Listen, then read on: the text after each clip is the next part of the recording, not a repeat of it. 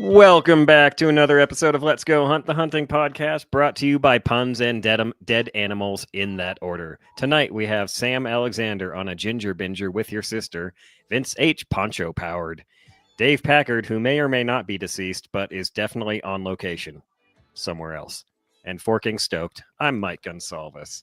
Tonight we have a couple of really good stories, some happy stories to share with you.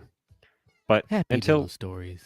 and we're just going to paint a happy little story right here. And if you tell anybody that story is there, I will come to your house. Okay, it got dark. Sorry. Hi, fellas. How's it going? It's pretty light in here. I don't know what you're talking about. It's a little dark under the hood here, but I really was trying to wear my poncho before the show, as you guys noticed. And it's too fucking hot in the basement for that. I've got a nice fan here, and this is the lightweight one, so it's like The longer I've been going on with the wool one, the more I kind of want the lightweight ripstop one for like spring and fall. just get the large. I realize the medium yeah. is like on I'm the too on fat the for edge for anything me. like that. I probably should have gotten a large, but the medium's fine. Large. It's fine. Hey, my head might not fit the medium. My head has a hard enough time getting through the little freaking hole in the poncho with the large. Like it wants to take my glasses off. It's like, damn it. I'm honestly surprised you didn't split your mom in half coming out. Well, you know, shit happens. We'll just have Ringo send you a tube.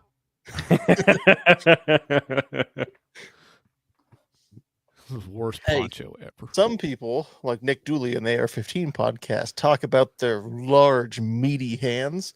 Well, every podcast has to have an abnormally sized body part. We Like Shooting has Sean's ears. AR-15 podcast has Nick Dooley's hands. Let's Go Hunt has my head. I really hate that you just brought that up, and he sent me a text, and he said, "Hi, Mike," with a picture of him watching our show. Yes. I don't know how to feel about that. Oh, I think it's fantastic. I have such a large, meaty head. And people go like, oh, that's like, whoa. It's not what you think. It's my brain. Whoa. Oh, no, it's not the brain. There's just extra layers of bone in between the outside and the inside. Do you have that Homer Simpson thing where he could get punched a lot because he had an extra eighth layer of cerebral fluid or whatever it was? I wasn't thinking of that. I was thinking of the, oh God, what is it? It's like his brain's talking to him and says like, quick, make up a lie. But don't they do like an x-ray of his head and his brain's really small in there? Yeah, that's what Yeah, I mean. He had that. an extra layer of fluid around so it was extra cushion for the pushing. So he could get punched in the face and not fall down. Anyway, that was a fun episode. Moving on. That phrase means. It means what you want it to mean. I don't want it to mean that. Make it mean something else. No. So Dave is somewhere in the land far, far away. Mike came back from the land far, far away. Without Dave, I might add. Which is really awkward because we always thought Mike would be the one to die first. Yeah, I highly suspected it. We were lined up a replacement for Mike years ago. We didn't line up a replacement for Dave, though. Well, that's because Dave is irreplaceable. And oh, no. You know what the problem is? We invited Mike's replacement on a permanent basis. Damn it, Vince.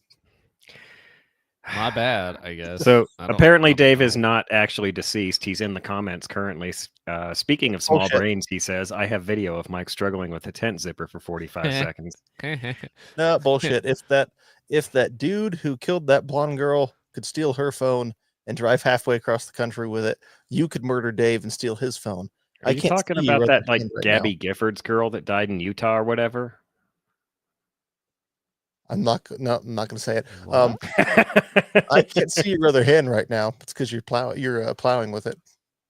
Oh, Don't you worry about what my hands are doing off screen. Oh, I'm worrying about it big time. We're all very concerned about it. I'm not. I'm having a great time. Yeah, I'm sure you are. I'm having a wonderful time. As long as it wasn't the zipper on the shit house tent, then no. They actually set that up so that it had. I was surprised. I'm not so much pleasantly, but surprised to utilize it and find that it had no door.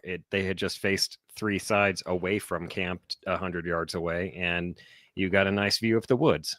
Oh, awesome! Except it was That's what I do whenever I set up camp. I dig the I don't have a special tent. It's just behind my tent is where the toilet is, but I face it into the woods, like so I have a nice view of the creek and stuff I mean, that sounds pretty. while I sit there in the morning. It's like Well, I utilized it at like Nature. 4:30 a.m., so I saw nothing. and Anyway. nothing saw you. Hopefully, I You know what the worst, and I haven't done it yet because I've been careful not to, so knock on wood. You know what the worst morning like pre-hunt dump could possibly be that I have seen is going out crane and goose hunting and somebody having to go wander off in some farmer's field and fertilize it. which Like, well, let's not talk that- about what you fertilized. Oh, the same yard 3 times. We're talking about a different kind of fertilizer though. oh, was that your? I was thinking of a road trip, but moving on. Oh, well, hey, I lived on that road. Well, not on that road, but Was that I your? was motion very familiar with sickness? that road. It's not the first time I have had to do a pit stop on that particular road, so that road's familiar with me. My favorite So part of anyway- this tradition anyway, is where moving I on. throw up in the same spot every year. That is at this point tradition, so I've got to do it again. Like, come on. As Oh, is Mike. tradition. Moving on from bodily fluids, as I knife hand you through the screen in this Yeah, tradition. That's Um, that just knife hands into my empty white screen. I don't know what you see, but that didn't work. It's I'm better overdue. than knife handing into your other empty white parts. And for So those that can't did see you- right now, Vince has an actual knife in his hand and he's stabbing me with it. Ow, stop it. That tickles. That wasn't very knife. Actually, probably about right here. There we go. That Okay, tickles better. so good night. I'm trying to do my job here, and it's not working. You have no job. We're just a bunch of rambunctious morons. Yeah, I know. This is my fault. I could have been in bed right now. So, Mike, did you do anything productive while you were gone besides murder Dave and steal his phone? Absolutely. So we talked about it a little bit last week. Went up to the mountains with Dave and his stepdad, and I had a buck tag for Unit 49, and Just I dig up your managed. own honey hole. I maybe there was deer up there aplenty that at 5:30 in the There were evening. deer up there this time last year too. Well, yeah, I'd that's have to- because deer live up there, and they're probably there all the time. We just don't get to see them. You might be I on mean, something. I saw the picture of what Dave sent, and then I saw the picture of what Mike sent. All right, so let's just get it out of the way. I shot a 4-corn, and I'm proud of it. Fuck off. You shot um, Vince's deer, you bastard. I did. I shot Vince's deer. His poor little deer. Vince is so used to shooting Oh, baby that deer. tender deer. Yes. Like I was planning on making it all hamburger, but now I'm rethinking that because he's so young, he might be very tender, and context is important in all this, and I hate that all those words came out of my face. In any case, so yeah, we went up to 49. I camped with Dave and his stepdad for a couple of nights. It was a really good time. Had a blast hanging out, drinking beer around the fire with those dudes. I finally got to experience the cold camping, and camping on Sam's cot was colder than I expected. I mean, it was comfortable. Sensual, I wouldn't go sensual. arousing. There was no arousal whatsoever that entire Good, trip, because if there was, I'd set that fucking cot on fire. or tell me to keep it. No, you No. don't get to keep it. Like it would be destroyed. Who says I didn't already? So, what I didn't expect was how cold it was underneath the cot, and so I had brought lots of extra blankets, and I ended up having to put one on the cot just to stave off the cold from underneath. Oh, did you bring a ground pad for it? Oh, you don't have a little a Uh, little narrow single person sleeping pad, do you? No, no. Yeah, you needed to put a Oh. pad on the cot too. like genuinely, what you're describing, what you were explaining, that is the entire purpose of the Japanese mattress pad. But I was willing to give the cot a shot.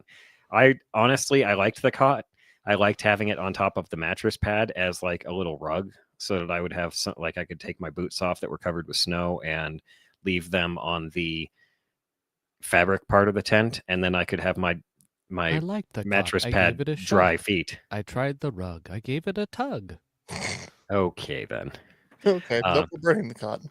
In any case, I brought a little buddy heater and some propane tanks to try that out, and it wouldn't stay lit for more than 5 minutes. So that first night, I just struggled to get sleep. I got a little bit, but it wasn't as much as I would have liked. Maybe a few hours, but yeah, that thing wouldn't stay lit, and it wasn't until like 3 o'clock in the morning that it actually was like, all right, I'll run for half an hour, and then I start to doze off right around like 3:20 or so, and then I hear Dave's alarm, and I was like, well, they're getting up. Am I going to sleep? No, I'm not going to sleep. So I listened to them leave, and about 4 in the morning, I started getting dressed and whatnot, and just figured I'd drive up to a location they told me about at the top of a road. They said, take this road all the way up there. It'll turn right. There will be a campsite, and Was then it you a can country road? It didn't take me home, so probably not. Okay. Um, Thanks, John. there were several hundred yards of open field at the top of this mountain where I was watching.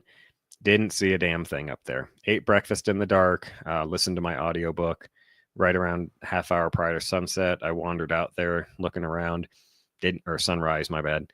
Didn't find anything, didn't see anything. I was out there for about an hour and a half. Just called it, went back to the truck. What I was expecting to do was go sit in a field and stare at it and hope a deer showed up. What I actually did was basically go four-wheeling all day. And that was fucking awesome. On the way up that mountain in the middle of the night, like not really the middle of the night, but about 4:30 in the morning, I'm trying to climb up that mountain in the Prado, and I hit a snowy patch, and my right rear tire started slipping and slipped to the point it was smoking before I stopped. And I was like, oh, all right. Backed up a tiny bit, popped it into 4-low lock, and it crawled right through that, right up to the top. And I was like, oh, neat. Okay, cool. There was a lot of time spent in 4-low, and it was glorious. The damn thing crawled over everything. Anything that you're like, oh, I can't I won't be able to get up that in my truck. Where there's a will, there's a way. Where there's a wheel, there's a way. Where there's 4 wheels, there's a way. So yeah, on my way out of that spot up there, I started from basically our end, and then I went up to the peak, which was where that campsite was, and then back down and out the forest road through some private land, which, it's acceptable as long as you stay on the road, don't touch the land. Came back out onto the highway, and then headed down a little bit, turned in towards the state wildlife area that Dave and his stepdad had set up in. Their plan was to get up to the top of the trees and hope that all the road hunters pushed the elk back up into the trees towards them. The closest they got, as far as I know, was about 100 yards. They could hear elk thrashing around 100 yards away, but just couldn't see them because it was too thick, that's so fucking cool, honestly. I leave that part for Dave. That's all I know. That's all I know anyway. So, I know nothing. I know nothing. So, there were numerous spots on the mountain. I went up the mountain and then came back down the west side of the mountain where I could see Buena Vista. I could see Mount Princeton, Columbia, Collegiate Harvard. Peaks, yeah. Yeah, all the collegiate peaks were just off in the distance, snow covered. I've got some great pictures that I'll put on Instagram another another day. Next year. Yeah, maybe next year. But it was absolutely beautiful. I like four-wheeling through packed aspen trees or pine trees or just open country. Like I the pictures just can't describe how much how pretty it was. So I spent so much time four-wheeling. There was a lot of time I was staring at the road trying to hunt get for over. deer. Yeah, like trying to get over the obstacles with like there's that rock. All right, crawl over the rock. Don't punch it or anything. And yeah, I spent more Meanwhile, time. some fucking monster of a muley is 25 yards off the road, just going. Yeah, look at that idiot. Probably, honestly, probably. Oh well. Well, it's like, what do they say? Wait, where is it? Is it Washington? If they say if you've been in the woods for 8 hours, you've been stalked by a mountain lion twice. Does that count with driving? No, but you're out there for however long. You're probably stalked by a mule deer. Probably. I know they're herbivores, but they'd probably make an exception for me. They've been known to eat small animals. Yes, I saw that one video of one eating a snake. That was pretty cool. Like, what up? I got a snake in my mouth. What of it? Is it ornithologist? What is an ornithologist? A bird lover. Oh, okay, yeah.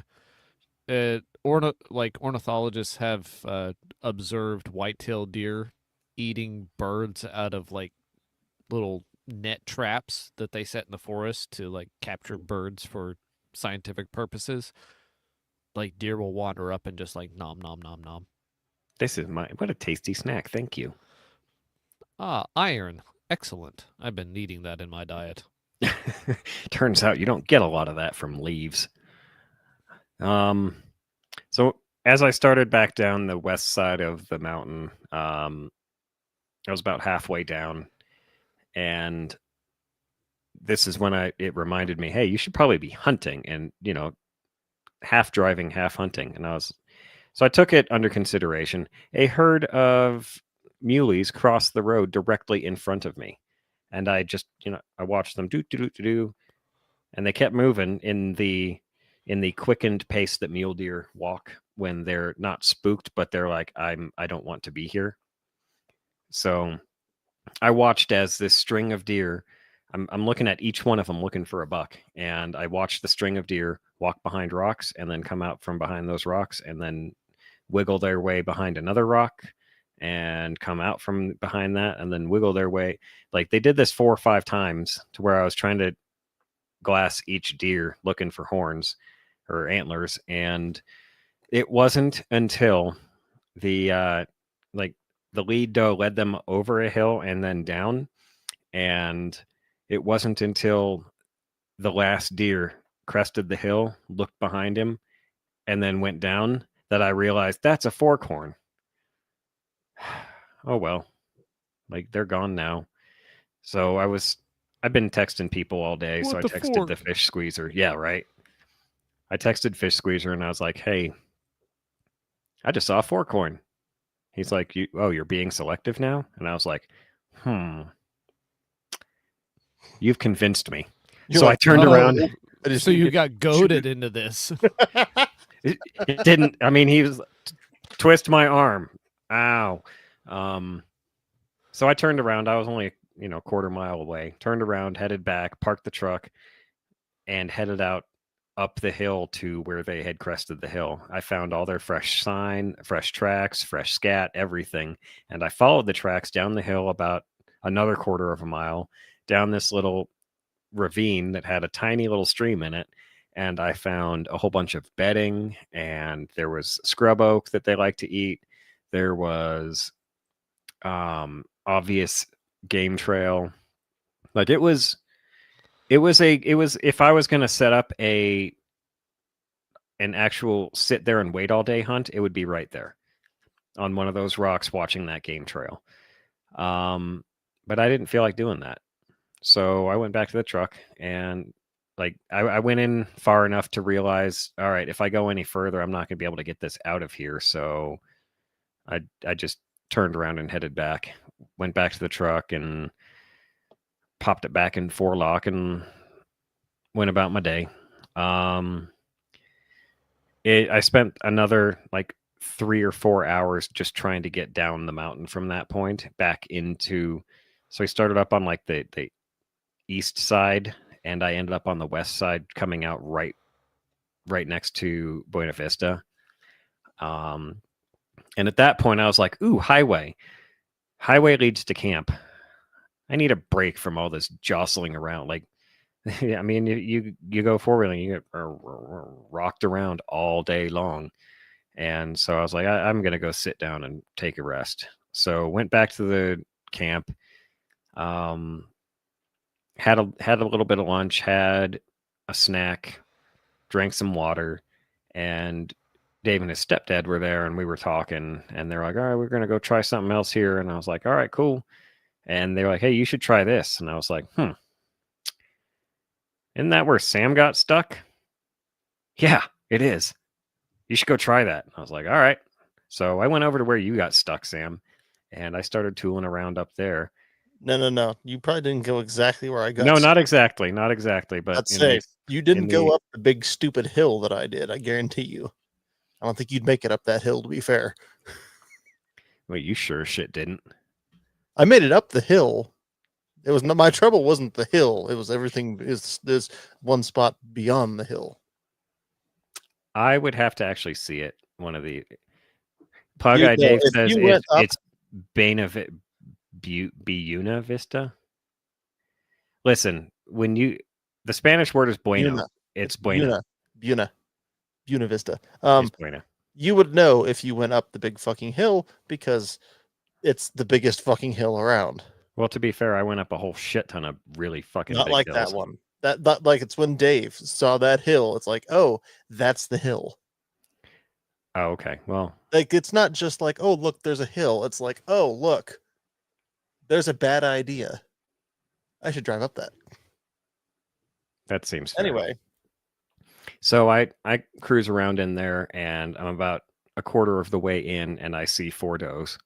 It looked like 2 mamas and 2 fawns. And I was like, well, that's encouraging. At least there's deer in here. I hadn't seen much deer except for that one herd all day.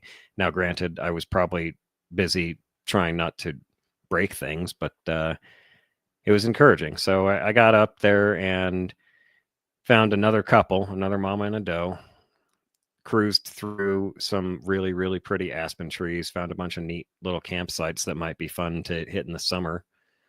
And then it started to get dark. I was just about done with it, and I happened upon another herd of like 9 does, and as I'm scoping each one of them, forkhorn. And it's at that point, like, I didn't really realize it at that point, but I do now, and I've been telling everybody, why would you shoot a forkhorn? Because it got me excited. Now, what does that mean? It means if you're glassing a bunch of does and you have a buck tag and you're like, doe, forkhorn, yeah, you should probably shoot the forkhorn. If you're glassing a bunch of does and you go, forkhorn, aw, wait for something bigger. Fuck no. Fork it, moving on. So I got excited and I realized I should probably hunt a forkhorn. So they were a couple hundred yards off the road. I cruised down the road quite a bit out of sight of them and then hoofed it back up out of sight. And then got myself settled behind a rise to where I could watch them just peeking over the rock. And like, I know they knew I was there because there was this one particular doe and she seemed like she was a little bit young. She was real small, but her ears right at me, her eyes right at me the entire time. Every time I peeked up from the rock, I see you, motherfucker.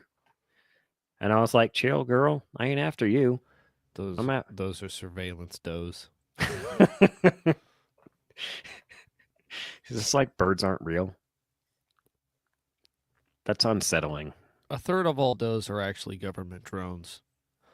Unlike birds, which are all government drones. Mm-hmm. Why do you think I like shooting birds so much? Anyway, so I sat there. It started to get dark, and I was like, man, how much light do I have left? So I went and I looked at when sunrise or sunset was, and realized I still got 20 minutes till sunset, let alone 30 minutes after that. So I was like, damn, I can be patient, because I was looking through, like I had gotten set up on the rock, and I'd found the buck, and I was looking at all the rest of them to make sure that the buck hadn't run away. But then I found the buck, found his little forky horns, and I centered on him, but I never actually got a clean. Well, that's not true. Yes, it is. I never got a clean shot. I had plenty of shots. I could have taken the Texas heart shot at any time. He was Should've. broadside. He was broadside to me numerous times, but his head was down and I couldn't see his antlers. What And were I didn't- you shooting I was using my Sauer S101 in? Let me what? guess. 30-06. 30-06. Okay, that one. Wait. Okay, gotcha. Yeah. So it's got a Vortex Viper PST2 on it, a 5x25. On that note, I'm really, really, really excited for Gideon to come out with their 5-25, so I can give that a shot here soon. I'm hoping it's going to be real affordable. Anyway, let's tangent back on track.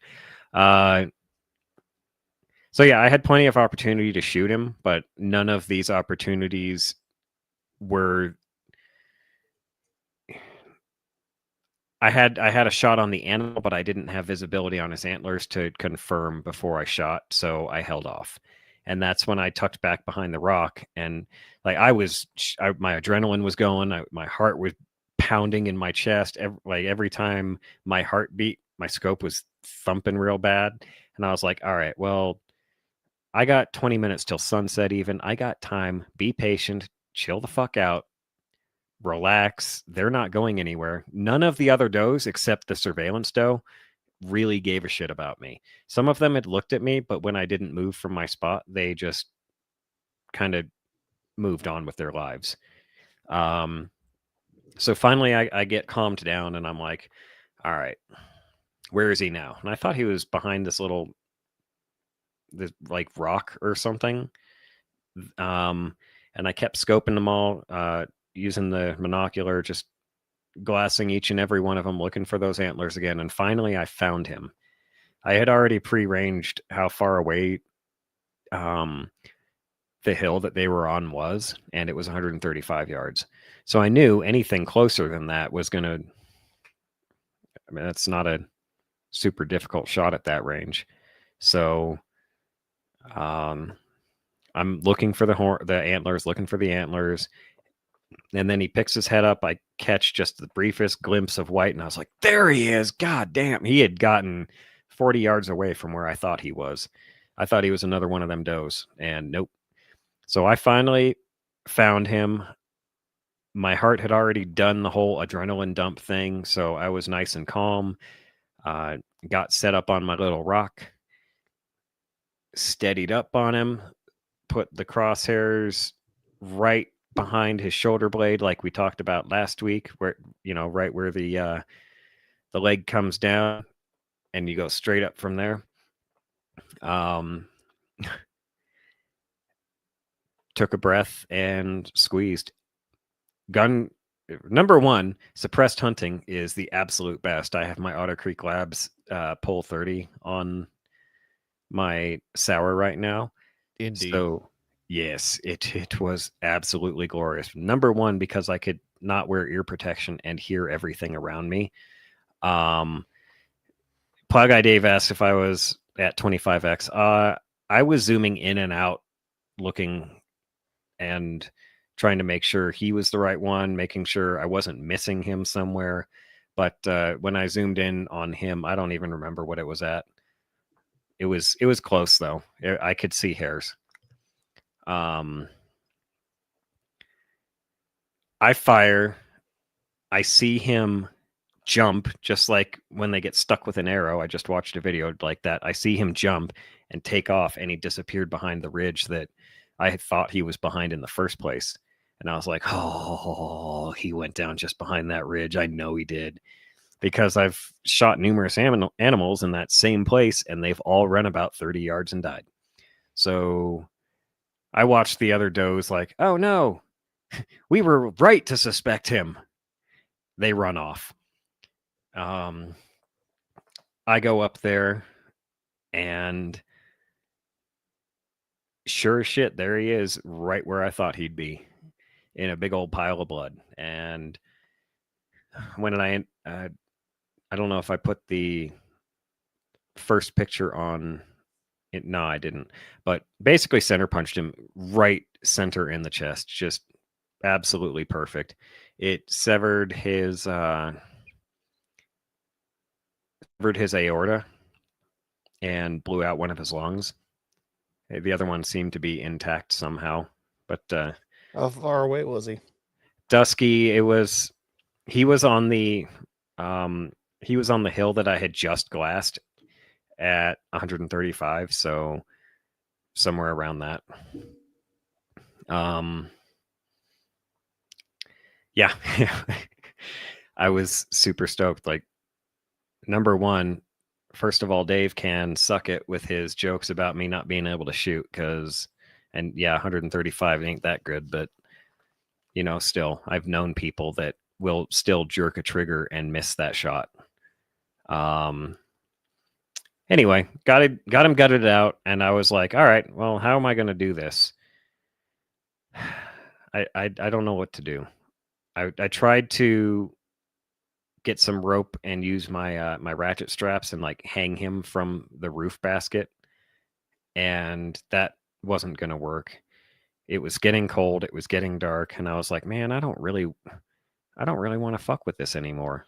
So I looked at the 130 liter cooler that I got from Sportsman's, I talked about last week, and I looked at the deer, and I looked at the cooler, and I looked at the deer, and I went, you know what? I bet you'll fit in that. And I was right. I dragged him by his ass, threw his ass into the cooler, and then wrangled his head in there, flopped him all over like, crime scene, closed the cooler, it latched, and I was like, no way. So how do you get the cooler in the truck? Well, I angled it up on the back bumper, and then went to the other end and just whoop, slid it right in. And I was like, dang. So you finally figured out basic physics, mechanics, and moving heavy objects. Apparently. I guarantee you that was not a question in my mind.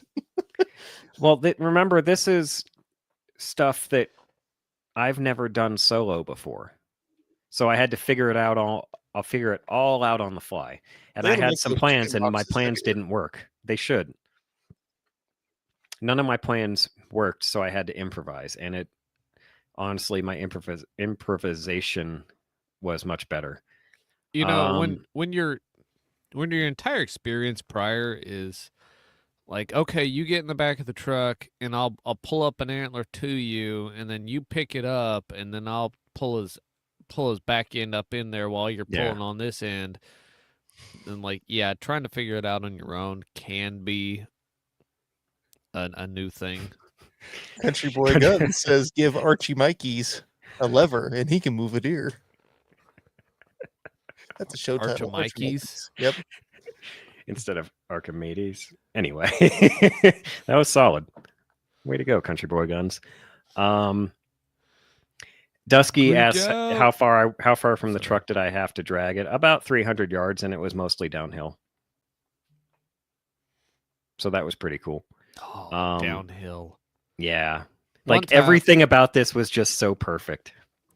One time I shot a deer, and it ran downhill 200 yards.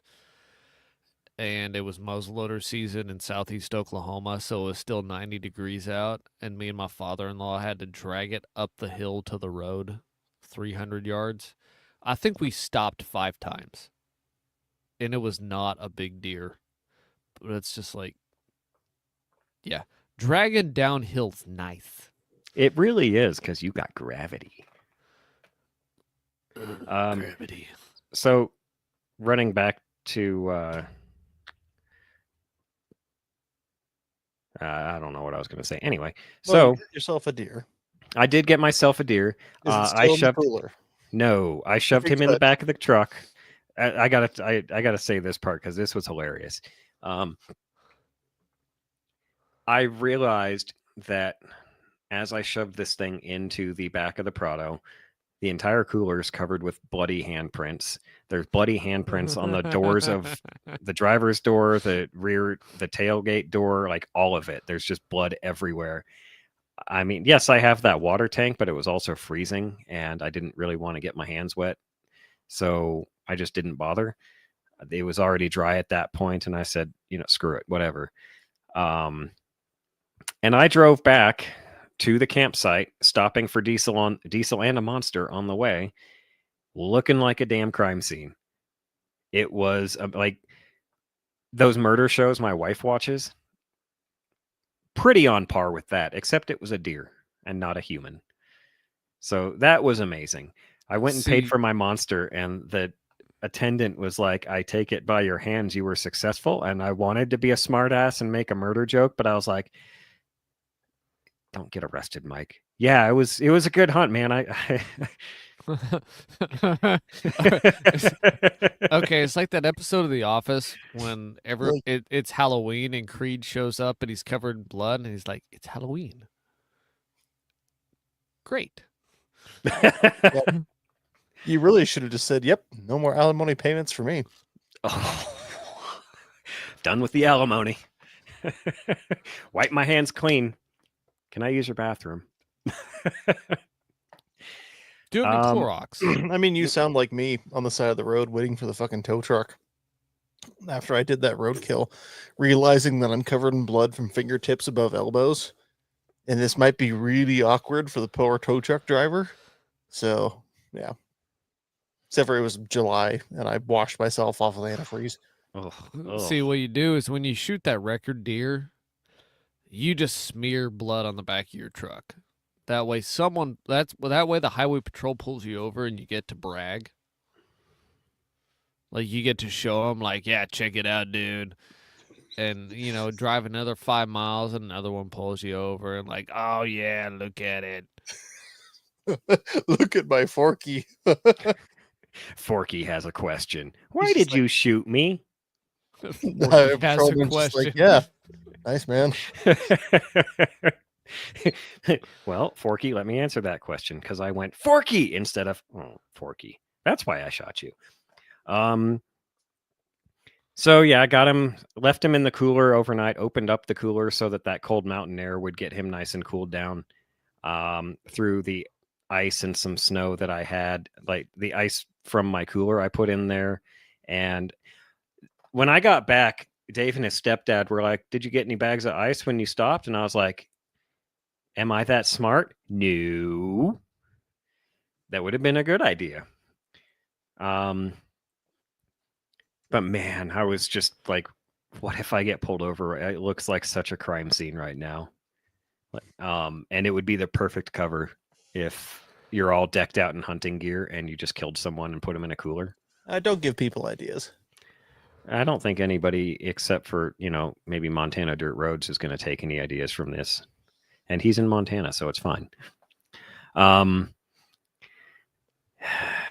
So when I got him home, I had... Okay, wait, hold on.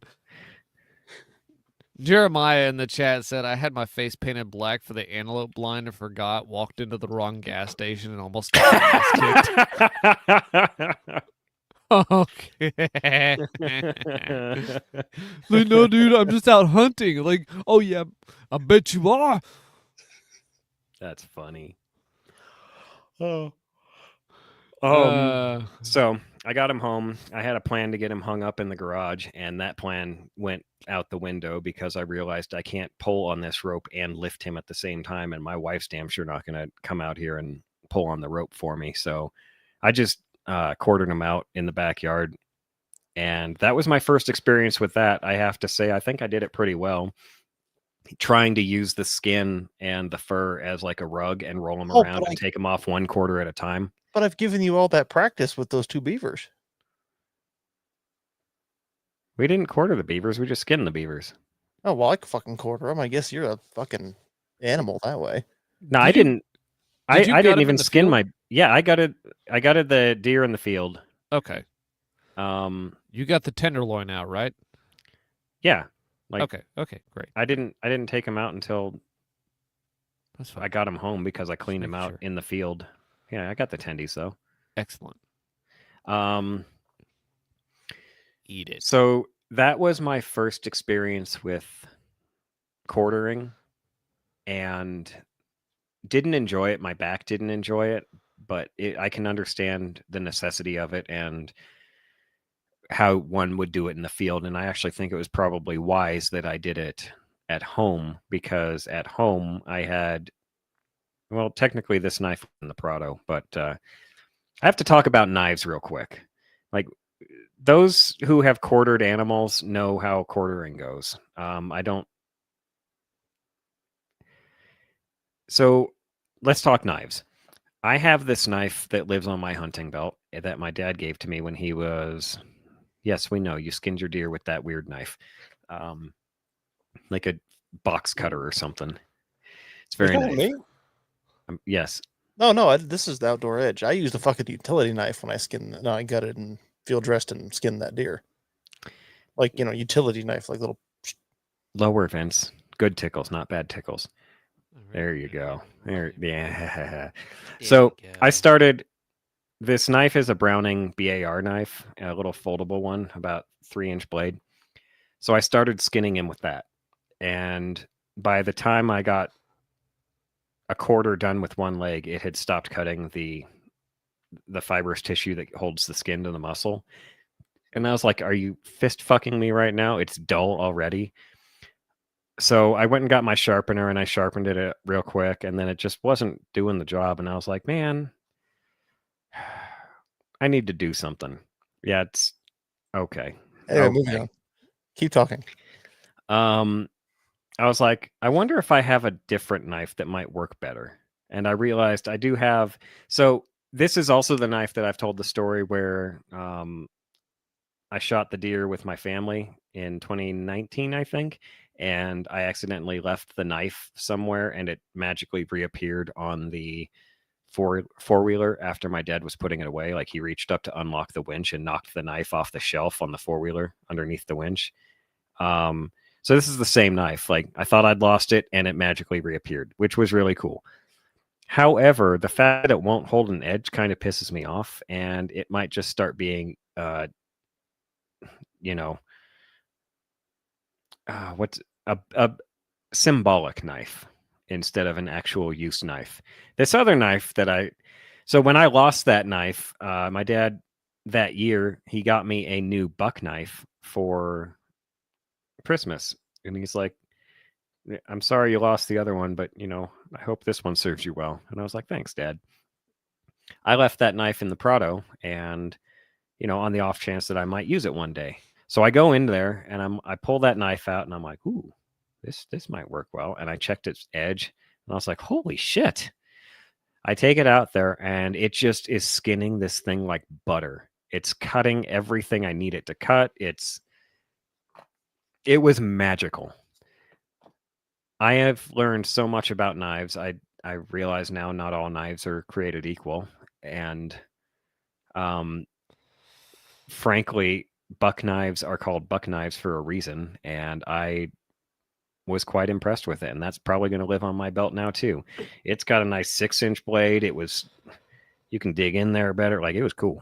Even the cheapest buck knives are made of 420 hard cast steel, which is a stainless steel, which is of course corrosion resistant, but it takes a very sharp edge. It is not the most durable edge, but it still does very well. It's like the cheapest steel they put in all of their stuff. Your standard like Buck 110 folding knife, like the classic folding knife that Buck makes, like that's what it's made of. So like It does fine. I've cleaned plenty of deer with stuff made of 420 hard cast, but there's there's better steels out there. Like you pay for them, but there's better steels.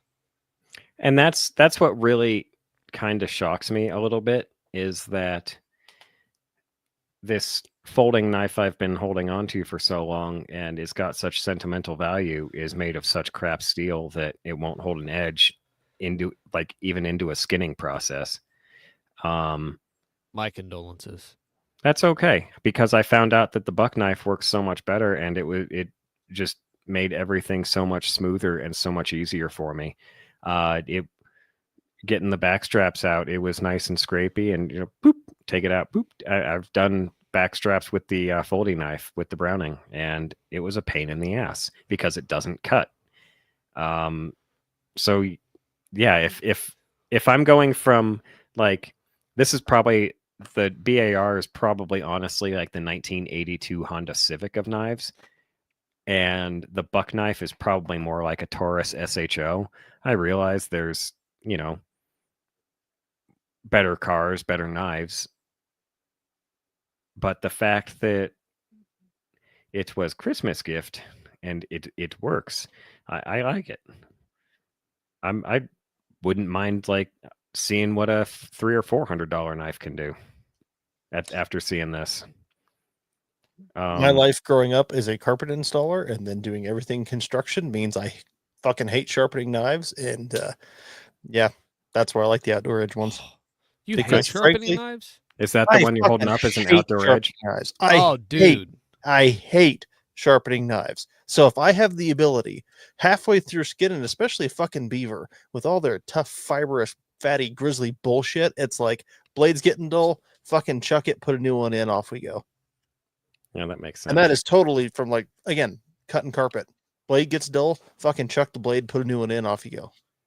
Utility knife at work. Blade gets dull, chuck it, put a new one in, off you go. Sharpening a knife right now. I don't like sharpening knives either. However, I did buy one of those cheap little sharpeny doos, and it put a nice edge on that Browning that lasted all of 5 minutes.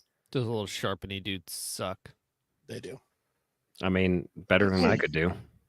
Genuinely, I was trying really hard to keep that knife sharp and make it sharp, and you're sharpening. Get what Vince is holding up. Get an actual sharpening stone.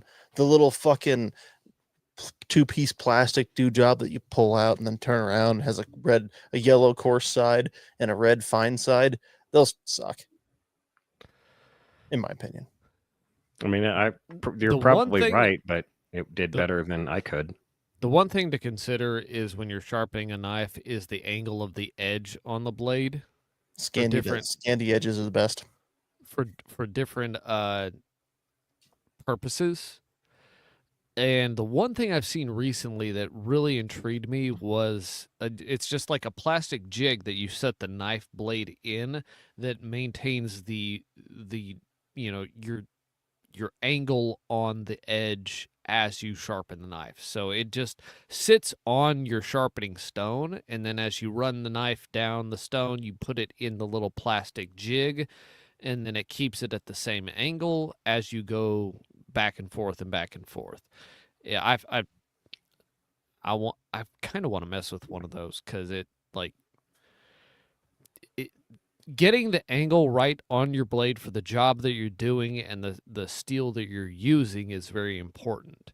For utility blade, you want it a little bit steeper, so 20 to 25 degrees, but for kitchen knives, you want it closer to 15 to 20.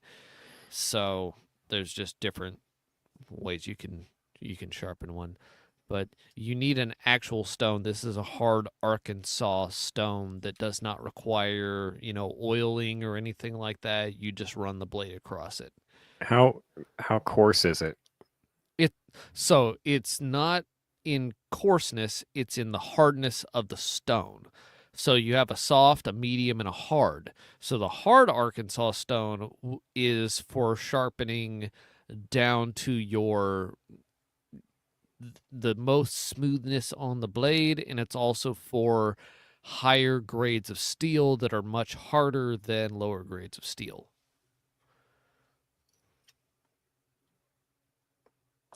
There is so much about this that I have a lot to learn about. It's okay. I had no idea, honestly. If I had known that the Browning knife sucked, I would have stopped using it a while ago and just left it on the belt as symbolic. Like, I might still cut the throat with the animals before I start getting, but I kind of want to just use the knife suited to the task. You got to look into blade steel. You really have to look into blade steel, like the different types of steel. Recently, like I think MagnaCut has been getting a lot of attention. It's almost like there is marketing around blade steel nowadays. Like there's names and there's different designations, and it's companies have their own steel formulations that get attention. I forget who makes it, but like S30V and then S35V in steel and then S40V in steel, which are all just a company making different types of formulations of blade steels that perform to specific standards. MagnaCut's one, different competitor. I don't know a whole lot about it. I just know it's been getting attention lately. Anyway, sorry. I think No, you're good. I appreciate that. The entire time we're talking about this, all I can think of is Valerian steel, and at the same time, like, God damn it, George, finish your books. it's been 84 years. I was promised Winds of Winter 10 years ago. I can Anyway. still smell the fresh pages. So Anyway, I'm glad you that's got all I had. Yeah, thank you. I'm very. a It's deer's been a deer, long time. and I think you're worried too much about justifying shooting a fork horn. Like, I'm it's a fucking deer, and I shot it. If you're a size queen, you can fucking get over yourself. well. That's kind of what I was getting at. Is I don't do this for trophies. Like, it's never been an interest of mine to have a huge rack on the wall. I just want the meat, and bucks have more meat on them. They do indeed have more meat on them. So, like, I And if you are into big fucking racks, Eh, there's nothing wrong with that. But if you're gonna go around and go, oh, that one's kind of fucking small, like, okay, well, you should personally be celebrating somebody who shoots little bucks for you, because then they're not taking the big bucks away from you. yeah. Unless you're out there anyway. Yeah. And like I was stoked to go out and do this hunt more or less on my own. I mean, Dave and his stepdad helped point me in the right direction, give me some good places to go. But Dr. Scary Guy says he doesn't like a huge rack, he just wants the meat. And you can't even argue with that. roast fuck beef. you, scary guy, you can suck my anyway. Meat. But yeah, the goal was to get meat for the freezer, and I got meat for the freezer, and I'm really, really stoked about that. So yeah, Good. there's plenty of people out there who are size queens though, and they'll go, "Why did you shoot a fork horn?" Because I wanted meat. That's really the only reason. Mhm. He was legal and he was meat, and now he's my legal meat. Stop while you're still ahead. Let's just stop this now. Vince, you should take over now. I should It's take gonna over. get Anyway, bad. Wait, Uh, before you take over, I'm gonna bug people real quick. Especially if people? you're watching live. Oh, let me get them rearranged. The new improved vinyl stickers have arrived. We have primary logo. Then we have Sasquatch and Beaver kill Smokey the Bear and burn the forest down. This is still probably one of my favorite stickers because I came up with it while watching a parade with Smokey the Bear in it and going, hey, look, he's coming right for us. And then Actually, no, This- definitely the favorite. This last one, if you know, you know. If you That know, one is absolutely the favorite. if you realize, if you know what the meme about a couch and somebody sitting cross-legged on it, surrounded by certain individuals, if you know that meme, we have a sticker of that now. And See, if it you should have leave been us a review- beaver sitting in the middle, and then a bunch of no, I Sasquatches did, sitting I around did it the that entire way. time It this, was not this near. It's not nearly as funny as the grouchy-looking Sasquatch being surrounded by bunch of it's six eager beavers.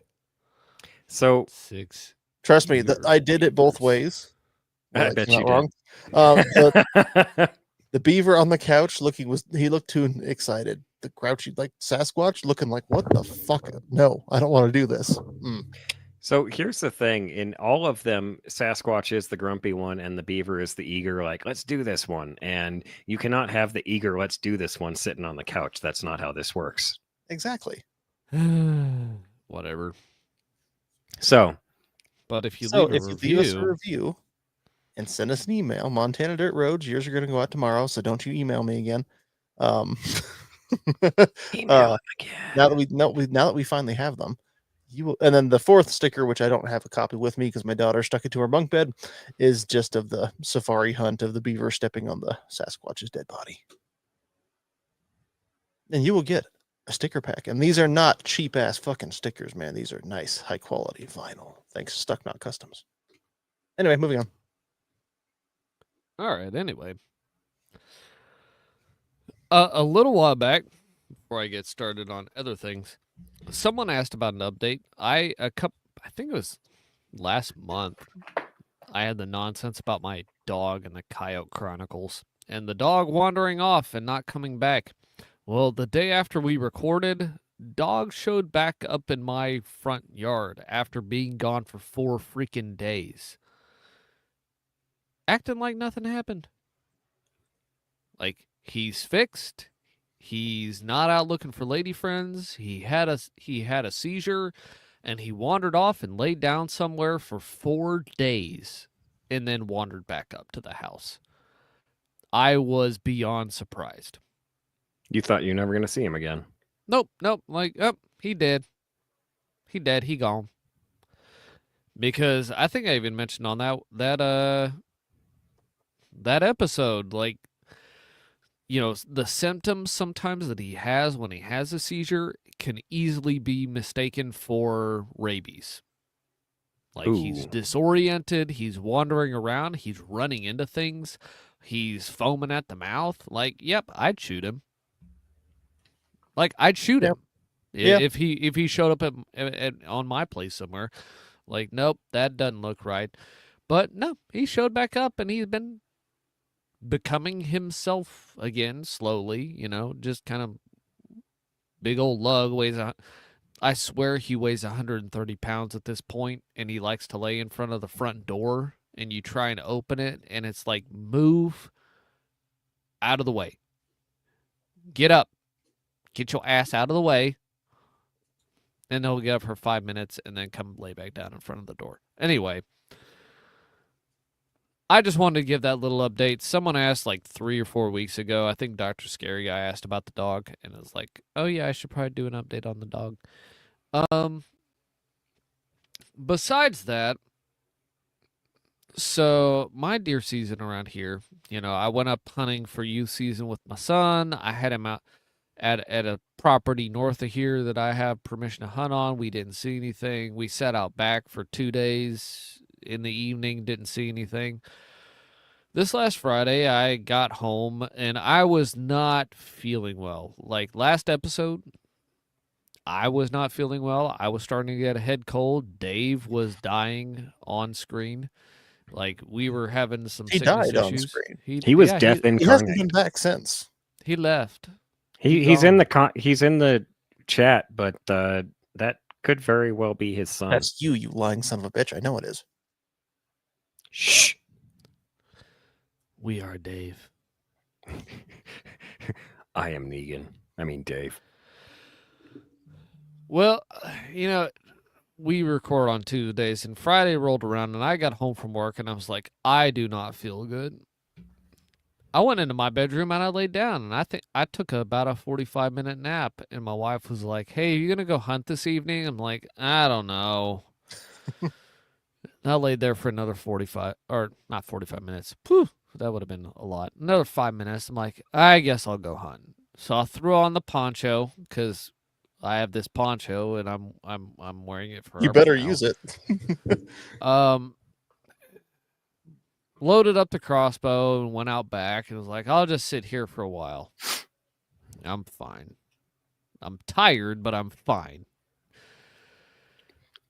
Just starting to, recover from the nap. And I'm sitting out back and I'm looking over to my right and I'm kind of tracking some movement. Maybe it's on my place. Maybe it's still over on the neighbor's place. I don't know. I can't quite tell. And I'm tracking it. I'm tracking it. I've been out there for about 45 minutes and I'm, not expecting a whole lot. It's just a, random Friday. And then I hear something back off to my left. And I slowly turn and I look. And there's a deer walking in from the left. And I'm like, oh my, that is a good buck. It's not that buck that other kid was chasing, was it? Oh, no. That's at the other property. I'm behind my house. Oh, okay. This is at the other property. I don't have to worry about that buck now unless I take my son up there, at which point I'm like, don't shoot that deer. Do not shoot that deer. That is somebody else's deer. That is some 12-year-old's deer that he has on his cameras. Do not shoot it. But the second I see this deer, I'm like, okay, if I can, this deer is dead. Because it's a good deer. Like, body's good, rack looks good. So he's wandering in from the left, and he's actually pretty close. He's within 20, 25 yards, but he hasn't crossed the property line yet. So I have to wait for him to cross the property line. And he wanders in front of me. He's facing away. He wanders down in front of me down to the game trail. And he gets into my shooting zone. And I got my crossbow there. And I let that bolt fly. And I don't know what's going on right now because I sighted this thing in. And I did not visibly see the deer jump the string. But I hear that bolt hit and the deer goes down immediately. I'm like, that is weird. Because that's not supposed to happen. Because I aimed low in the chest and I sent the bolt aiming for the heart and the lungs, and he's supposed to run off and then stand there and then flop over and then die. And I'm supposed to go get him. That's how things are supposed to happen.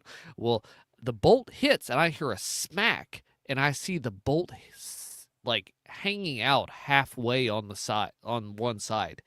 Like, it hit Damn. heavy bone and he went down immediately. I'm like, oh, I hit him in the spine. Oh. And I'm not done yet. So I immediately go like, I need to reload this crossbow, and which is You're putting the hooks in the string and pulling it back. Oh fuck, there's no bolt in there. You're putting the bolt on, put the hooks in the string. Fuck, they're upside down. Yeah, no. I almost didn't bring the string reloader thing. I almost didn't bring it with me. And I was like if I shoot some, I'll just shoot it once, it'd be fine. And then I'll just take. So I've got the discharge bolt in the quiver for when I'm done. I'm like, I didn't hit anything. I'll go out and shoot the discharge bolt. So I've got 2 shots. So I reload and I get down, and the whole time he's trying to get up, but I can see easily he's paralyzed on his back end. So I'm like, I got a spine hit on this deer. So I get down. The initial shot was at 35 yards, and I aimed for heart and hit him in the spine. And I hit him a little far back, which makes me think like he was still moving. And so I didn't compensate for that enough. But I got up there and I got within 10 to 15 yards and he's sees me, so he's just laying there for like kind of propped up on his shoulders for a second, and he's kind of looking around. And I'm like, okay, I'll just send another one into him. Like, I need bolts in this deer as fast as possible so he does not run off and bad things happen. I do not need a rodeo right now because it's getting dark.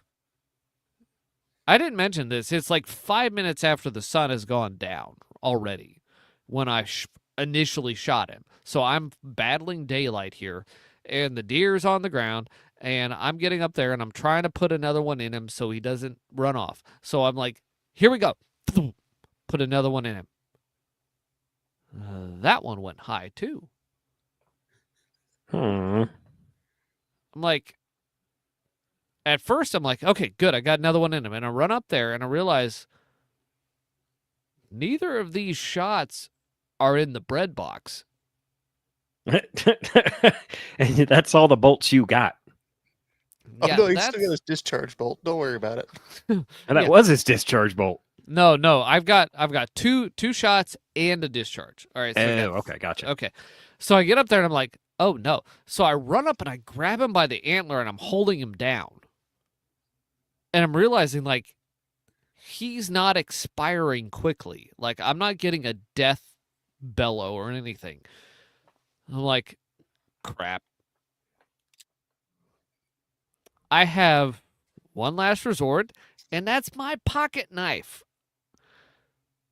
Oh, Jesus. Like my normal everyday carry pocket knife. I did not grab my hunting knife. I did not grab anything else. I don't have anything else on me. I'm not running back up to the house to get another bolt or my bow or anything. Like, so I grab my pocket knife, pull it out, and I like neck rip and like, and then I'm just holding him hold down. on.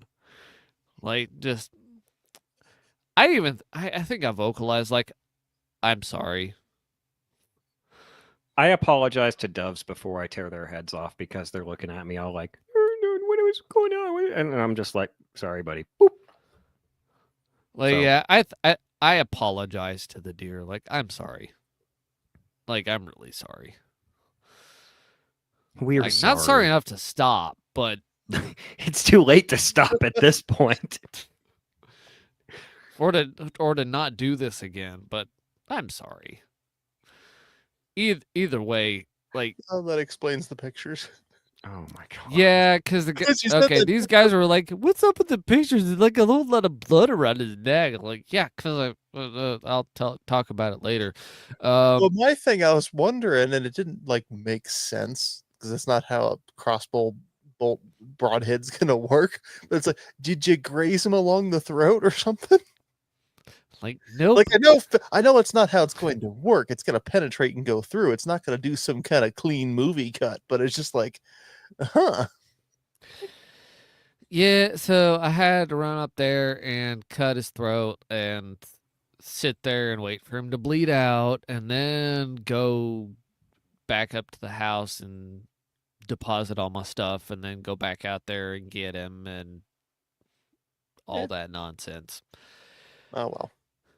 So that's also why like some of the I put pictures on Instagram and they weren't that great because it was kind of late in the evening. Yeah, they've got that night mode look to them. Yeah. Like this You can this still is see about what's going on. This is Working about on the best night picture that I mode. have of it. How do I maximize this? That's a With good that question. button. Oh, there we go. Maximum potential. God, Here. that's a big deer. It's a good looking So boy right it there. turned out he's not the widest deer. He's barely at the width of his like the tips of his ears as far as rack goes, but he has 16 scoreable points. Damn. Like this is a straight up 16 point. Like I saw him, I'm like, that's a shooter. Awesome. Turns out it's 16 points. Out Like- of how many? Oh my, 16 out of what? What do you mean? Shut up. Like, what did you score? 16 points out of like 20 out of 120? I'm What- 16 out of 16. I'm 100%. Okay. Perfect. Shut I up. love perfection. Way to go. Stop it. Yeah, that's why you shoot a Glock, you fucking nerd. Anyway, that's an excellent looking buck right there. Yeah, I'll get better pictures later once all the flesh is melted off the head. But I've got him stuffed in the underneath the barrel with the other deer from earlier this month. But he's got like on the left side, the G3 and the G2 are a double. So he's got what one means where this? you normally would have it, and then on the outside there's another entire antler point sticking up with it, and along with the G3 on the right side. It's just ridiculous. He's a nice boy right there. Indeed. Yeah. This might have been the deer that came in with the first one that I shot. That was, a little bit behind the other one, and decided like, I'll just shoot the first one, like whatever. I don't know that. I didn't get a good look at that deer. My son saw it, and I don't know. I wish this deer had stepped out when my son was out there and we were doing youth season, because this would have been an awesome deer for him to shoot. I think it's possible that this deer is only about 3.5 years old. This is possibly a young deer comparatively, because we have had really good rain this year, and it's been green all the way up until now. So he's well-fed boy. Yeah, there's just been good forage this year. So I don't know. The bosses on the very, where the antler meets the head, they're not that wide. They're not the widest I've seen. I've seen much bigger on deer in this area. So I'm guessing he's only about 3.5 years old. We just had good nutrition this year, and so we got good antler growth. But looking around online, I've seen a lot of big deer killed this year, like big antler in Oklahoma. And we've just had we've had good rain this year. And that's about as like that's the deciding factor on whether or not you're going to have good antler growth, is whether or not you have enough rain for the animals to be able to feed well while they're growing antlers. So I got that 10 point earlier this month, and this one stepped out, and so I got a 16 point as well. And so yesterday I got home and I started working on the meat, got to it a little bit early. Got it all pulled off the bone. The stuff that we're gonna grind, I got sitting in the tub. But the stuff that we're gonna package up for roasts, I got sitting in another one. And I weighed it all out, and it came out to 64.5 pounds, which is almost 5 pounds more than the deer I shot earlier. Damn. Which I would not have guessed, because I could swear that the deer I shot earlier this month weighed more, and not by a little bit. Though my son keeps pointing out that that deer had a lot of fat on him, and he's right. Like the first deer did have a lot of fat on him that I had to cut off, and I also, so on this deer I kept the flanks, which I normally do not keep, because there's normally not enough meat to mess with, and there's usually like this balance of fat and skin on it that's like the meat to the fat and the skin that you have to cut off, and it's not worth messing with.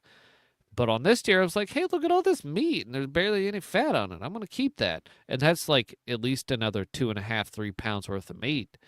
So it's possible that kind of went in there with it. But it turns out, like with the fat deer and then the less fat deer, this one has measurably more meat coming off of him. So between two deer, deer, I'm looking at like 120 pounds worth of meat. Nice. That is awesome, dude. Mike, I'm looking for, I want to know how much you get off of that Forky, because due to the differences in the body size of these deer, it's possible that like you might get more meat off of that fork horn than I get off of one of these, even though mine's like undeniably a trophy and yours is Yeah. a fork horn muley.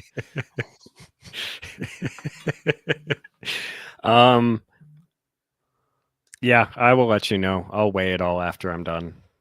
I forgot to take all the neck stuff off, but like I took the back straps off all the way up to the neck and then forgot the neck, but his neck wasn't very thick anyway, so it's not like the one I've got hanging above our TV downstairs. He's only a 3-point, but at the same time when I shot him, he had a thick neck. Like he had at least 10 pounds of meat on his neck alone. Chonky boy. He was. Yeah. I mean, even when I shoot does, I take the neck meat. Like, there's no reason not to. There's not as much, of course, but it's still like, it's still hamburger meat or something, it's still or 5 a roast pounds of meat. possibly. Yeah. And I kind of regret that, and I kind of regret not grabbing the rib meat too, but I was just spent at that point, and I was like, all right, I got the quarters, I got the tendies, I got the backstrap. I do not do rib I've had meat, enough. but I probably could. I was Because thinking, if you just grind it up. yeah, or I was thinking the other day, or actually I was thinking today, that if I had grabbed that, rib meat would actually be perfect for making something, some Asian dish like bulgogi or something like that, because it's already thin and you just chop it up into little squares or whatever, throw it in the stir fry real quick, and then you're good to go. Like, it would probably be really amazing. The only regret I have is not being able to try that this time, but there's always next time. Yeah. So that's, let me see. I think that's my entire story. That's all of my buck tags for this year. Got taken care of with my crossbow. I wish we could hunt with crossbows more up here. I wish I'd done it. Because even the one time I went and chucked after that beaver with mine, I kind of want to load up that again. I need to get out there. I do this every fucking year. It's like October 1st, opening a beaver season. Sweet, I'm gonna get out there early. And then next thing I know, it's like, oh, it's the end of October. Shit. Because I liked hunting with the crossbow. Yeah, I need to figure out like why I'm hitting high, but that's possibly a me problem. And maybe the zero got knocked off somehow. It's possible. I'm using just like a cheap Cabela's prism sight on it because I wanted to dedicate the Gideon to my 308 and didn't want to swap it back and forth a bunch. And now I am only going to be using the 308 for like does and stuff. So whatever. I thought it was I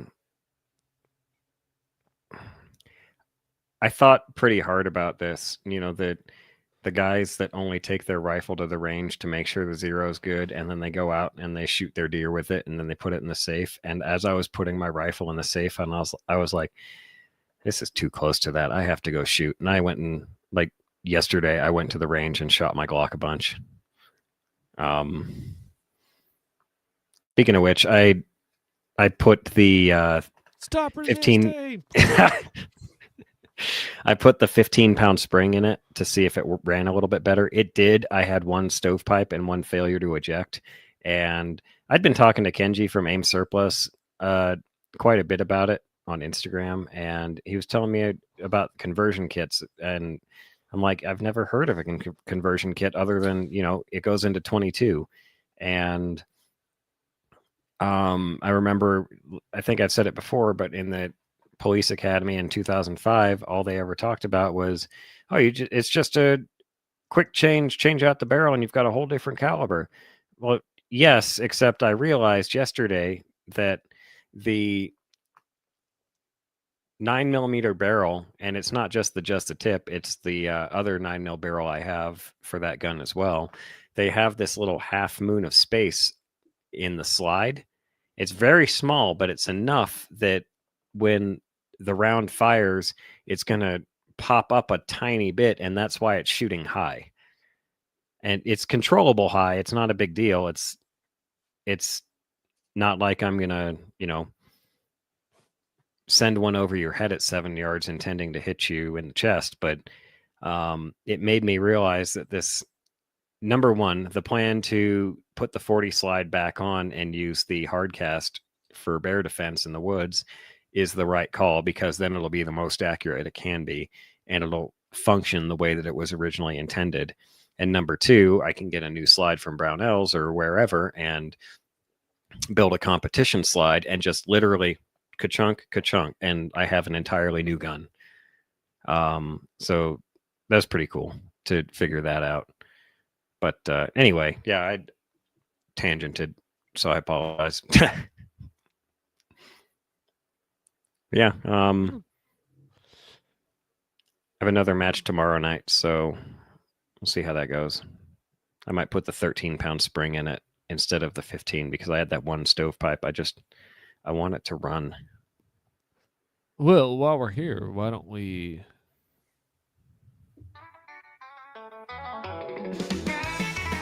I recognize a segue when I see it. Dun, dun, dun, dun, dun, dun, dun.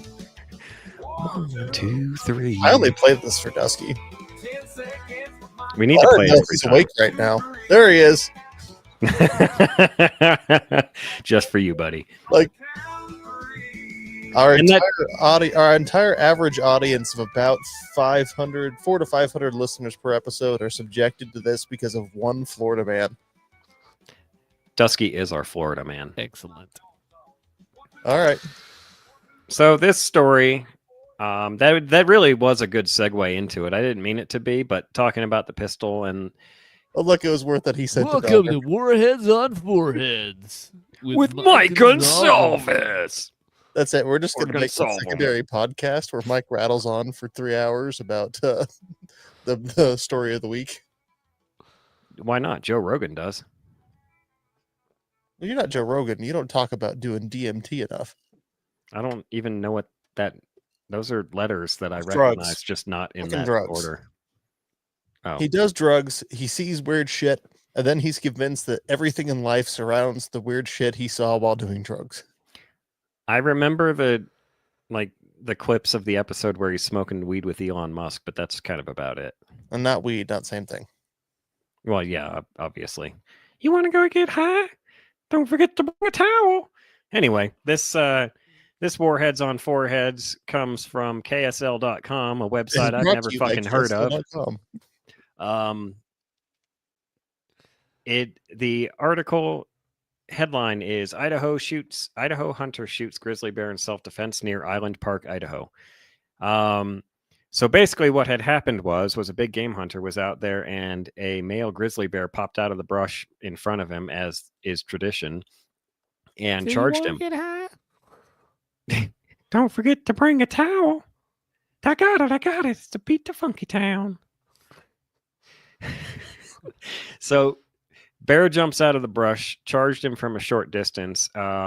Apparently, he was in thick timber, which seems to be a theme with these grizzly attacks that we've been reading about. Just popped out and came right at him like, oh, it's coming right for us. He used the hunting rifle he was carrying to shoot the grizzly bear and killed it before contact was made. He called the sheriff's department. They got in touch with Idaho Fish and Game, and they came out. They did their investigation, and they ruled it, yeah, it was self-defense. The bear attacked him or was charging him, and we're good to go. That's important because I don't know if we've gone over it or not, but grizzly bears are protected under state and federal law, and you can't hunt them. And you can encounter them in many places, and if you instigate the encounter and then kill the bear, then you're going to get charged. However, if you're completely on the defensive and you don't kill the bear or you do kill the bear, you should be good to go. Like self-defense laws apply in Idaho, of course. But that's the article has some lovely reminders when hunting in grizzly country. I think it applies in all bear country, but it doesn't make the obvious one. It says carry bear spray and keep it accessible. Yes, I agree with that. I need to get some bear spray and put it on my belt. It's just not happened yet. Probably wouldn't have been a good idea up in the mountains this last weekend, but hunting with partners, making each other aware of plans. Yeah, make sure people know where you are, so when you Timothy Treadwell yourself, they know where to start looking for you. When you're out hunting, keep an eye on the ground and look for sign of grizzly bears. You know what? I'm going to stop saying grizzly bears. The whole point is bear defense. Just look for sign. If you find fresh sign, maybe that's a good idea. Unless you're Sam looking for a fresh bear to kill on purpose. When you're gutting your animals, or you're quartering them, if you have to quarter them, get them out as quickly as possible. Sometimes with elk or caribou in Alaska, that's not necessarily going to be easy to do because they're big animals. But if you got a lot of people, it helps. Hanging your meat, food, and garbage 200 yards away from your camp and 10 feet off the ground so the bears can't get it. And if this one was interesting, when you're not actively hunting, make a lot of noise because I'm sure this guy was sneaking through this thick timber trying not to make noise because he's hunting and stumbled upon the bear, who was like, what do you do? Fuck you, and just charged him. Oh, I'm a lumberjack and I'm okay. Thunk. What it doesn't say is carry a defensive pistol with you, because they never say that. Of course, they're not going to say that, but carry a defensive pistol with you. We've gone over it numerous times. Aim Surplus has 40 cals on their website. Law enforcement turn-ins for. We were talking about the Springfield M&P last week. I went on there after the show, and they have several M&Ps that are LE turn-ins for $230. Did I say Springfield? Yeah, my bad. Smith & Wesson M&Ps. They have numerous on there for $230, or you can get a Glock 22 for $300. Like that's kind of outrageous to pay that little for a pistol that you can take into the woods, beat up, knock around. I'm not saying buy the pistol, you're armed. No, get out there, train with it. Training's hugely important. When I went to the range yesterday, I didn't just put holes in paper. I did what's called the fast drill. I might have talked about it before, but it is 6 rounds, 2 rounds in the magazine. You go from draw, shoot 2 rounds into a 3.8x5 box, slide back, reload, and then 4 more rounds into an 8-inch circle. If you're competent, you can do all that in 10 seconds. If you're whatever they call, intermediate skilled, you can do it in under 7 seconds. If you're an expert, you can do it in under 5. My fastest time yesterday was 5.3. My longest time, like the thing that ate up the most time, was getting the gun out of the holster. Using the Klecker Tactical with the retention hood that he made me. I'm learning to use it. I'm not, like we talked about when he was on the show, it's just something I have to train out. Like eventually I'll get to the point where popping that hood is second nature and it'll go a lot faster. But my draw stroke was anywhere from 2 to 2.2 seconds from timer beep to shots on target. To me, that's really slow, especially in a bear defense encounter where things could happen a lot faster than that. So training's hugely important. If you think you're going to go buy a handgun and, I'll just use it on the bear. Okay. Train with it. So I would still say I prefer bill drill over that fast drill. With the 6 rounds in the A zone as fast as possible. Because also, again, knowing how to reload is good. again, also one of the biggest metrics I say is not how fast you do the entire drill. What is your first shot impact on target? Because again, we are talking 3 seconds, probably a hell of a lot less than that. So it's not so okay, getting all 6 rounds or whatever. Oh, that's handy dandy. No, your main focus should be out of the holster, first round, second round on target in as short of a time as you can get it. Mm-hmm. Because your goal is not to kill the bear. Your goal is the to make attack. the bear think this ain't fucking worth it. Because That's most of the handgun defensive cases I've read aren't a bear stop dead in its tracks and it, does the movie thing where it slides to a stop with its nose touching your boot. It is somebody gets a gun out on target, 1, 2, as they are shooting, the bear veers off and misses them because the bear suddenly realizes, ow, this thing hurts and I need to not commit to this charge anymore. mm-hmm. I'm not saying your drill is invalid. No, I realize you're not saying. Drill. So Bill Drill and Fast Drill, they both have the same objective: get it out of the holster and shots on target as fast as possible. They're both 6 shots. It's just fast includes the reload, and they're both extremely valid. The reason I like fast is because the targets are a lot smaller. With Bill Drill, you're using a USPSA size target, which is a man-sized target, and you have the entire A zone to hit, so you can be a lot faster. The Fast Drill, the targets are a hell of a lot smaller. And we go back to that whole aim small, miss small thing. If you train yourself to shoot very small targets quickly, you will be able to shoot very large targets much more quickly. I'm not negating the benefits of Bill Drill either. Like, they're both very, very good drills. I just prefer fast because it gets me that reload, and it's a decent drill to both work on getting the gun out of the holster and shots on target, the reload, and fast firing, all geared towards self-defense and competition. Like, if you just want to worry about getting the gun on target and getting the bear, yeah, Bill Drill's great. And there's really nothing out there that says one drill is better than another anyway. It's just, the point is, go out and train.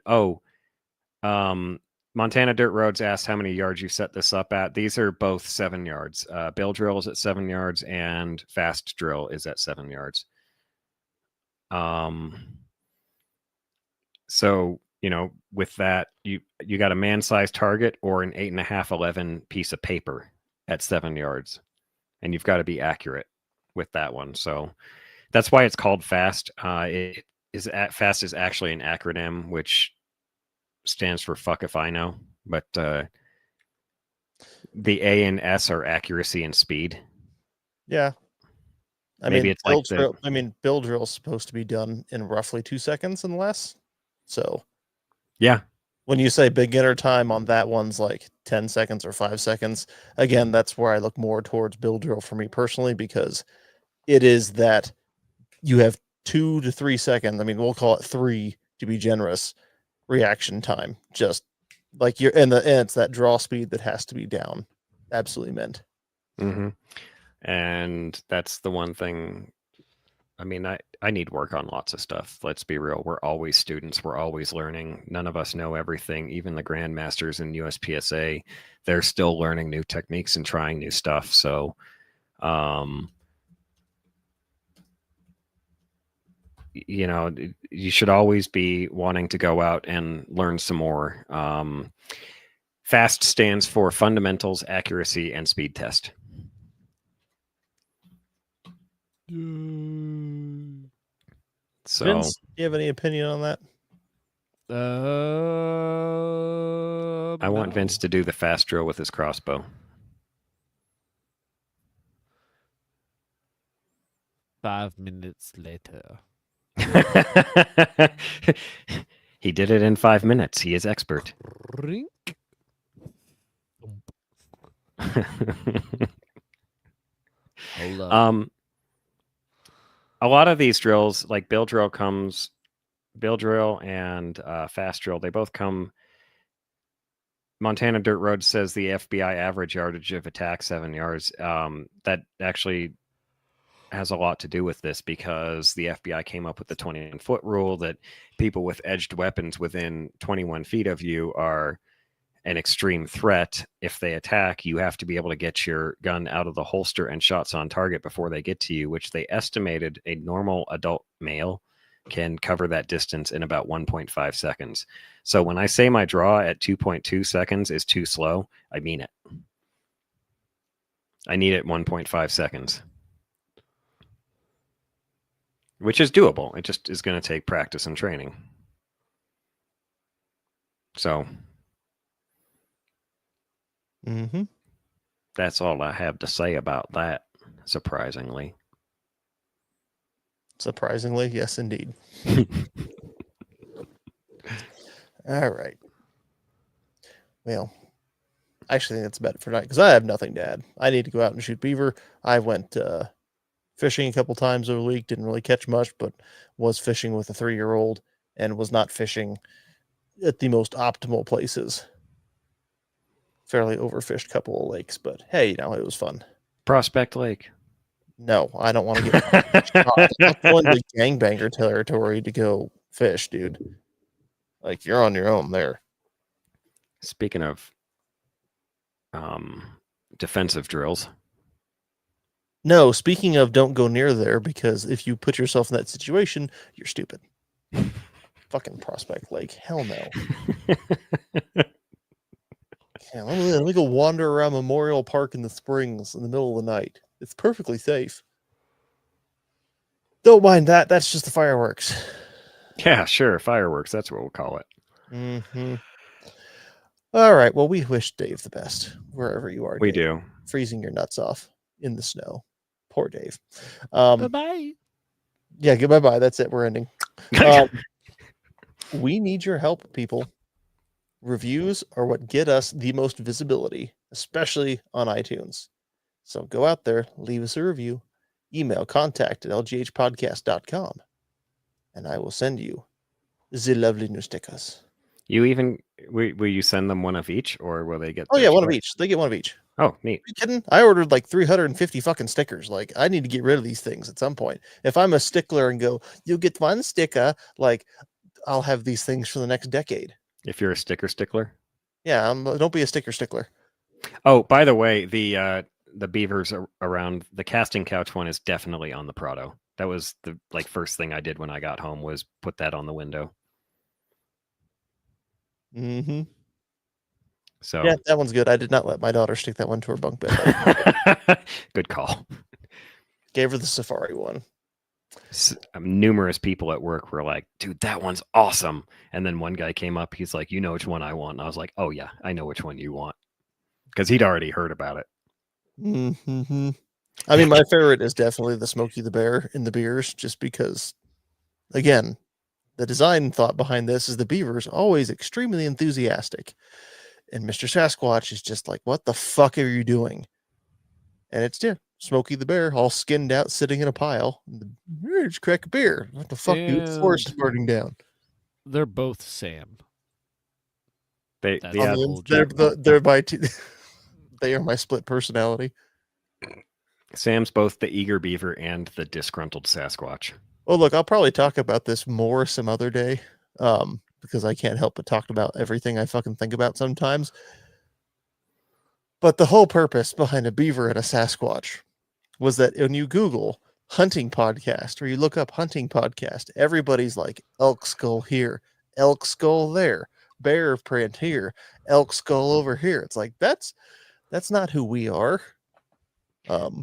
We are not the let's spend 40 minutes pontificating into the camera about these are the best techniques you need to make your hunt this year the most successful hunt of your life, and I'm going to teach you. Like, no, that's not us. No, we're here to get beginners into it. And if you're we're here just to bullshit for an hour and 39 minutes and 38 seconds. I mean, we started this to help educate, and I still want to do that, but yeah, we're definitely not the guys who take themselves seriously and consider ourselves expert hunters. That is absolutely not the case. Well, Vince and Dave maybe, but me and Sam, fuck no. What are you talking about? I'm an expert in everything I touch. You sound like my daughter. Smart kid. Smart ass, maybe. Raggle Fraggle says our pitch is literally come be done with us. Yes, dude. Come be done with No, us. our pitch is it's the hunting podcast. Your mom already knows. And we know her, so say hi. I was talking to one girl at work about our show, and she was like, would I like it? And I was like, I don't know. Do you like hanging around me at work? And she was like, yeah, you're hilarious. And I was like, all right, now imagine there's 4 of us and we're even more stupid. She was like, dude, it sounds awesome. And one of us has to try really hard not to make jokes about certain groups of people. Yeah, Sam. Hey, don't look at me. It's all Vince. Look what he's wearing. Sam hates Okay. the hobbitses. Yep. With that being said, we love you. Thanks for listening. But it's totally a platonic way, unless you're into that kind of shit. But support the sport and take a buddy hunting. If you like that buddy, tell him about our show. Leave us a review. If you don't like that buddy, give him your Forky. Hit us up at lghpodcast.com, which will actually be a real website soon. Thanks for listening, and let's go hunt. I gotta change that tail end. We've been saying that for 2 years. We need something different. No. No. However, we do have an awesome show title, Arch and Mikey's Legal Meat. I like the other variation. Yeah, like- I like the other variation too. Legal meat's just that's a little too Epstein Island for me. Mikey's Forky has a question. Forky has a question. Forky has a question. Is good. Good 6 night. eager beavers was close, but And it's just not there. Oh, they'll get there. And recording.